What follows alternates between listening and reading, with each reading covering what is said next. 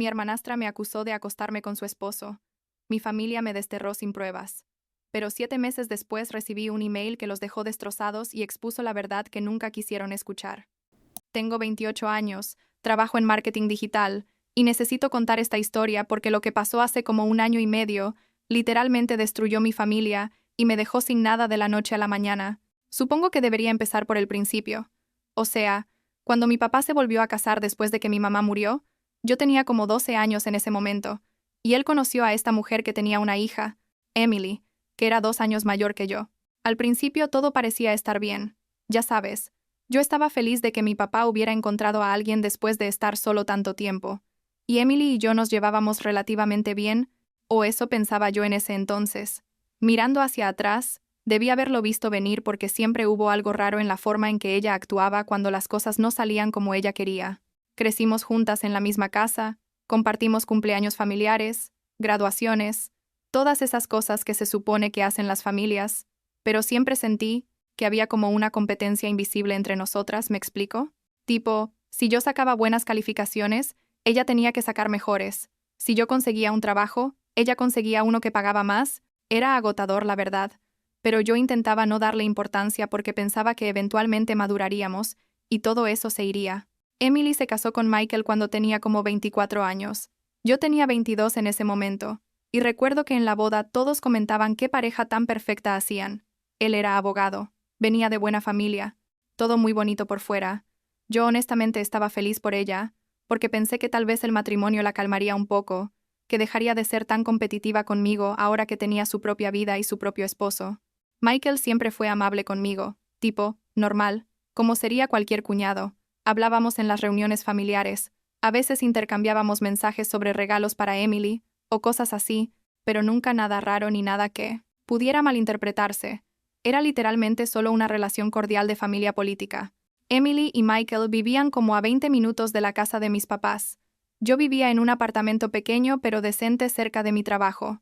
Visitaba a mis papás como 2 veces al mes, a veces más si había alguna celebración o algo, y mi vida era bastante normal.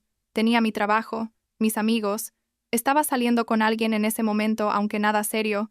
Básicamente era una vida adulta común y corriente sin mucho drama. Todo cambió un domingo de marzo, o tal vez era abril. No recuerdo exactamente, pero era primavera, porque hacía ese clima raro donde no sabes si ponerte chamarra o no. Había ido a almorzar a casa de mis papás, algo que hacía seguido los domingos, y cuando llegué, noté que el carro de Emily estaba ahí, lo cual era raro porque ella casi nunca iba sin avisar, siempre era muy de planear todo con anticipación.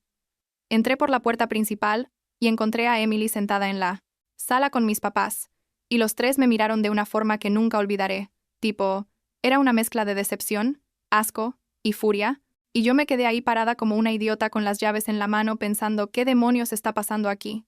Mi papá fue el primero en hablar, y me dijo con una voz que nunca le había escuchado, fría y llena de odio, que me sentara porque teníamos que hablar de algo muy serio.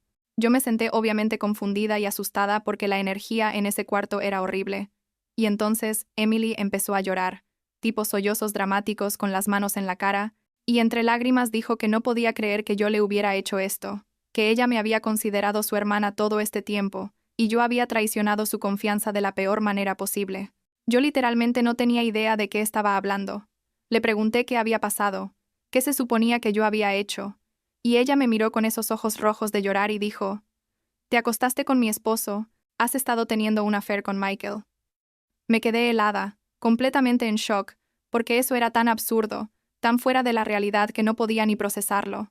Empecé a reírme, lo cual, en retrospectiva, fue lo peor que pude haber hecho, pero era risa nerviosa porque la situación era tan ridícula que mi cerebro no sabía cómo reaccionar. Les dije que eso era una locura total, que yo nunca haría algo así, que Michael y yo apenas nos hablábamos más allá de saludos en reuniones familiares, pero Emily siguió insistiendo. Dijo que tenía pruebas, que Michael había confesado todo, que llevábamos meses viéndonos a escondidas. Yo seguía negándolo, obviamente.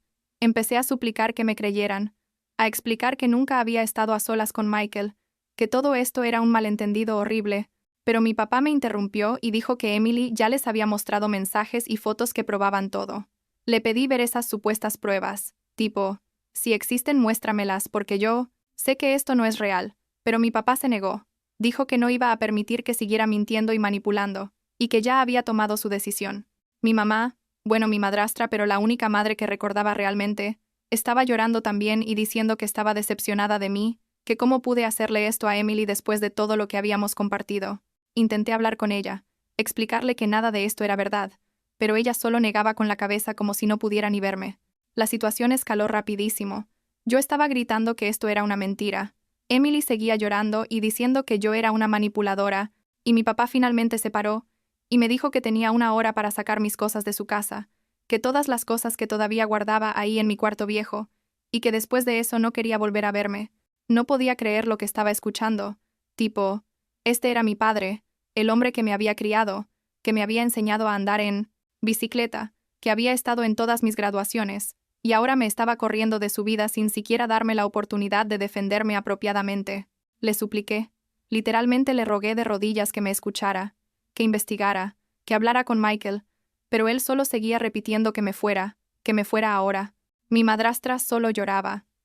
Y Emily tenía esta expresión en su cara que cuando la recuerdo, ahora me doy cuenta que era casi de satisfacción, como si estuviera disfrutando verme destruida, pero en ese momento yo estaba tan en shock que no procesé eso. Salí de esa casa llorando tan fuerte que apenas podía ver para manejar. Llamé a mi mejor amiga Rachel en el camino, y solo podía decir que necesitaba ayuda, que algo horrible había pasado. Rachel me dijo que fuera directo a su apartamento.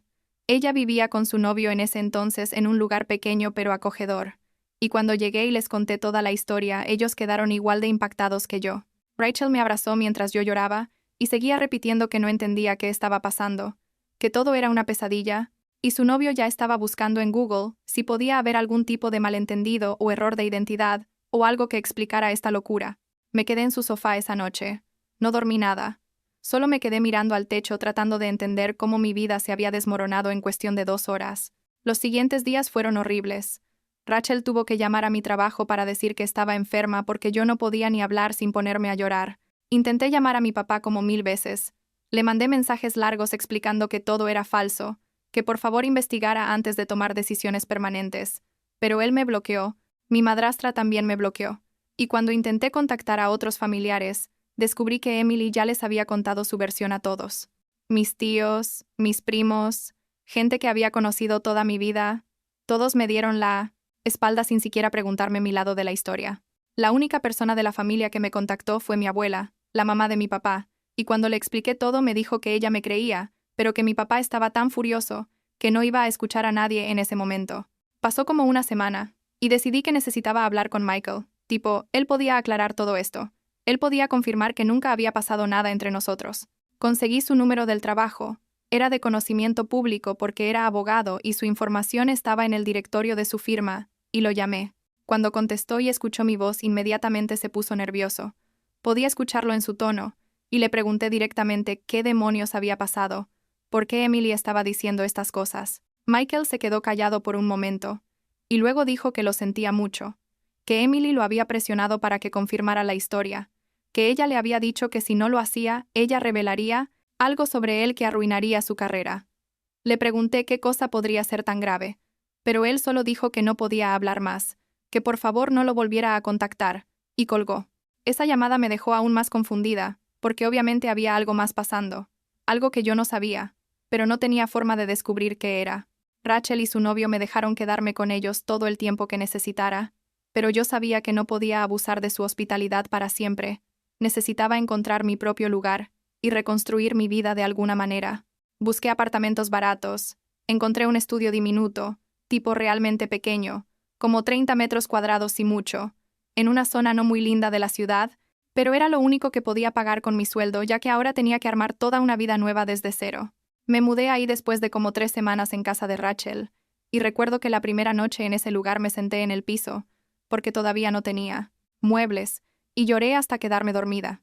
Los meses siguientes fueron probablemente los más difíciles de mi vida. Iba a trabajar, hacía mi trabajo mecánicamente, y volvía a mi estudio a ver Netflix hasta quedarme dormida. No tenía ganas de socializar, de salir, de hacer nada realmente. Sentía como si me hubieran arrancado una parte de mí misma, y no supiera cómo funcionar sin ella. Rachel venía a visitarme seguido.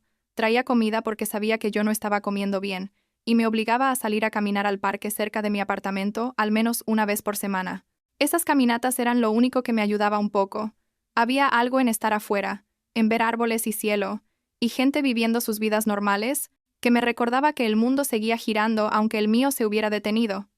Como a los 4 meses de todo esto, en un momento de desesperación y probablemente mala idea, decidí intentar ir a la casa de mis papás. Necesitaba verlos cara a cara, hacerles entender que Emily estaba mintiendo, que no podían simplemente borrarme de sus vidas sin darme una oportunidad real de explicarme. Manejé hasta allá un sábado por la tarde. El corazón me latía tan fuerte que sentía que iba a vomitar. Toqué la puerta y mi papá abrió. Cuando me vio su expresión, se endureció inmediatamente. Me dijo que me fuera, que ya le había dejado claro que no quería verme, pero yo le supliqué que me diera solo 5 minutos, 5 minutos para escucharme realmente. Él empezó a cerrar la puerta, pero yo puse mi pie para detenerla, y empecé a hablar rápido, diciéndole que por favor investigara, que hablara con Michael sin Emily presente, que pidiera ver esas supuestas pruebas con más cuidado, porque algo no cuadraba. Mi madrastra apareció detrás de mi papá, y me dijo que dejara de acosar a su familia, que ya habían pasado página y yo debería hacer lo mismo. Y mi papá finalmente empujó mi pie fuera del camino y cerró la puerta en mi cara. Me quedé ahí parada por no sé cuánto tiempo, tal vez 5 minutos, tal vez 10, llorando en el porche de la casa donde había crecido, donde había celebrado Navidades y cumpleaños, y todos los momentos importantes de mi infancia y adolescencia, y me di cuenta que realmente había perdido a mi familia. Volví a mi carro. No recuerdo manejar de regreso. Solo recuerdo que de repente estaba estacionada frente a mi edificio sin memoria de cómo había llegado ahí. Después de eso, caí en una depresión bastante seria. La verdad, empecé a faltar al trabajo. No contestaba llamadas ni mensajes. Rachel tuvo que venir literalmente a sacarme de la cama en un punto, porque estaba preocupada de que hiciera algo estúpido. No es que estuviera pensando en hacerme daño exactamente, pero tampoco me importaba mucho si me pasaba algo. ¿Me explico? Era como si estuviera viviendo en automático, sin realmente estar presente. Rachel me convenció de ir a terapia. Encontró a una psicóloga que trabajaba con precios deslizantes porque yo no podía pagar mucho, y empecé a ir una vez por semana. La terapeuta me ayudó a procesar el trauma de perder a mi familia tan abruptamente, a entender que lo que había pasado no era mi culpa, que yo no podía controlar las acciones de Emily, ni las decisiones de mis papás. Pasaron meses así. Yo en mi rutina de trabajo, terapia, apartamento, tratando de construir algún tipo de vida nueva, cuando un día, creo que era octubre, como 7 meses después de que todo explotara, recibí un email de Michael. El asunto decía, necesito hablar contigo, y casi lo borro pensando que era spam o que me iba a traer más problemas, pero algo me hizo abrirlo. El email era largo. Empezaba con una disculpa enorme por todo lo que había pasado, y luego explicaba que él y Emily se estaban divorciando porque él había descubierto que ella había estado teniendo un affair, no conmigo obviamente, sino con un compañero de trabajo suyo, y que cuando él la confrontó ella, entró en pánico y decidió inventar toda la historia sobre mí para desviar la atención. No podía creer lo que estaba leyendo, tipo, mi cerebro no procesaba la información correctamente. Michael explicaba que Emily le había dado un ultimátum cuando él descubrió el affair, o él confirmaba la historia falsa sobre mí, o ella le contaría a todos que él tenía problemas con apuestas, algo que aparentemente era verdad, y que podría arruinar su reputación como abogado si se hacía público. Michael había accedido en ese momento porque estaba en pánico, y no pensaba claramente, pero ahora que se estaba divorciando de todas formas, y ella estaba usando todo en su contra en los procedimientos de divorcio, él decidió que tenía que limpiar su conciencia y decir la verdad. Adjuntó al email evidencia de todo, mensajes entre Emily y su amante, mensajes donde Emily literalmente planeaba cómo iba a culparme a mí, incluso un audio donde ella le decía a alguien por teléfono que sabía que todo era mentira, pero que era la única forma de salvarse.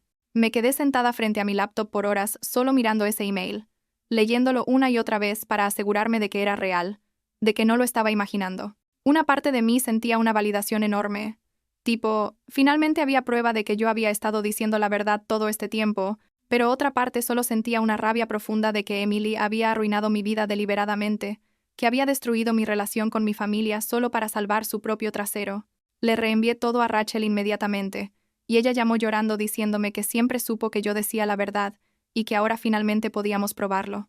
Tardé como 2 días en decidir qué hacer con esa información. Una parte de mí quería simplemente guardarla para mí misma y seguir adelante con mi vida sin volver a tener contacto con mi familia. Pero otra parte, la parte que todavía estaba herida y enojada, necesitaba que ellos supieran la verdad, necesitaba que vieran lo que su hija perfecta había hecho. Imprimí todos los documentos, los puse en una carpeta, y fui a la casa de mis papás un domingo por la mañana. Esta vez no toqué la puerta. Solo dejé la carpeta en el porche con una nota que decía: aquí está, la verdad que no quisieron escuchar de mí. Las pruebas de que Emily mintió sobre todo. Toqué el timbre y me fui antes de que alguien abriera.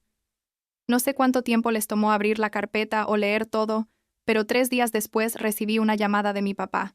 Cuando vi su nombre en la pantalla de mi teléfono, el corazón casi se me sale del pecho. Contesté, y hubo un silencio largo antes de que él empezara a hablar. Su voz sonaba rota, tipo, nunca lo había escuchado así, y empezó a disculparse.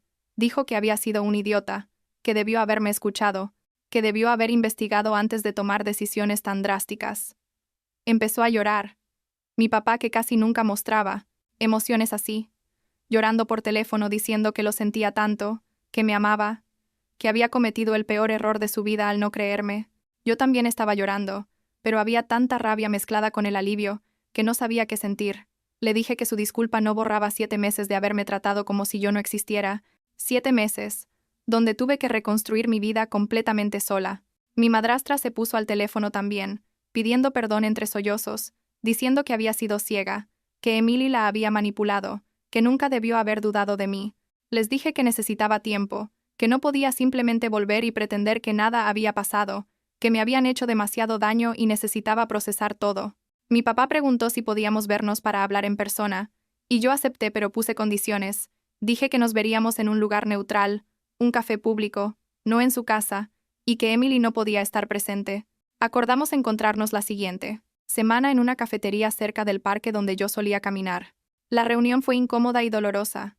Mis papás se veían horribles, como si hubieran envejecido 10 años en esos meses, y pasamos como 2 horas hablando de todo lo que había pasado.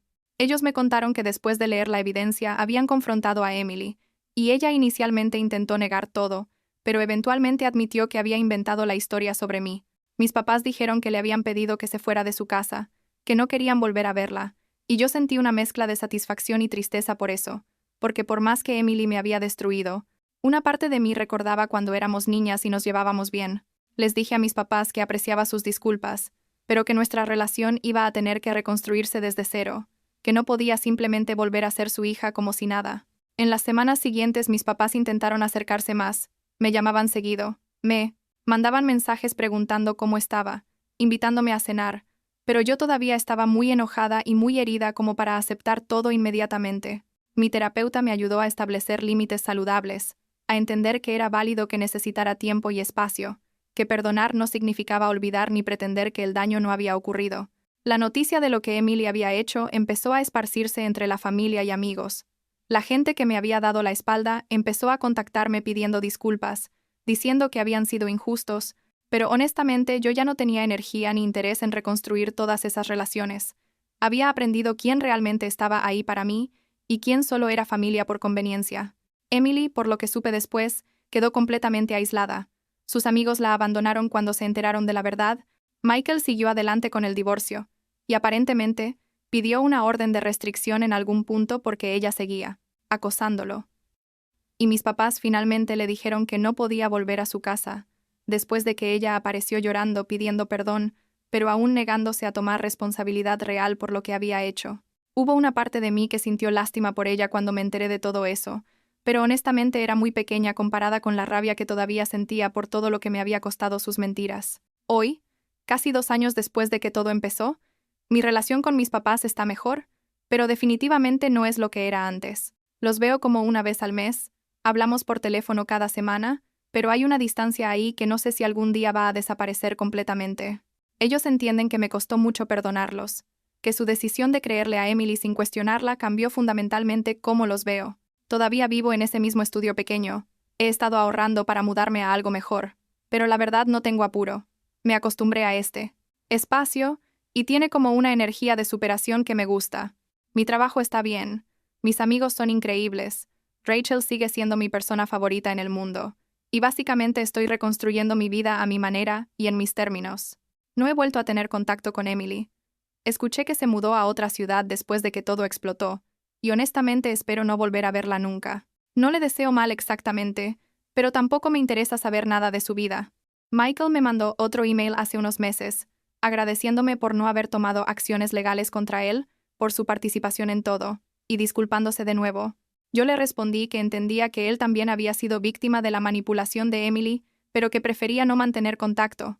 Mi terapeuta dice que he progresado mucho en términos de procesar el trauma y la traición, y supongo que tiene razón, porque hay días donde puedo pensar en todo lo que pasó sin sentir que se me rompe el pecho.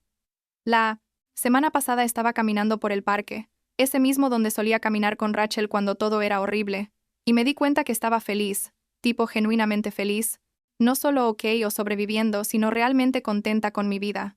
No es la vida que había planeado. Definitivamente no es la familia que pensé que tendría, pero es mía, y la construí yo misma desde las cenizas de todo lo que perdí. Y eso, supongo, es suficiente por ahora.